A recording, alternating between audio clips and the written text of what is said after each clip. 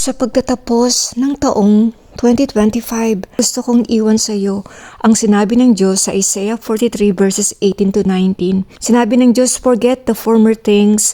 Do not dwell on the past. See, I am doing a new thing. Now it springs up. Do you not perceive it? I am making a way in the wilderness and a stream in the wasteland." Sa pagsalubong natin sa taong 2026, ang sabi ng Diyos, forget the former things. Ibig sabihin, wag mo nang balik-balikan pa ang mga pangit na bagay na nangyari sa iyo. Sabi, do not dwell on the past. Wag mo tong dalhin sa taong 2026. Release yourself from carrying the pain of your past failures. Bitawan mo na to. Wag mo nang bitbitin. Do not carry them with you. God is calling you to let go of the former things. This coming year of 2026, start fresh. Turn over a new leaf, magsimula ka at ituon mo ang iyong mga mata kay Jesus na ngayong 2026 may mga bagong bagay na gagawin ang Diyos para sa iyo. Look forward, look ahead.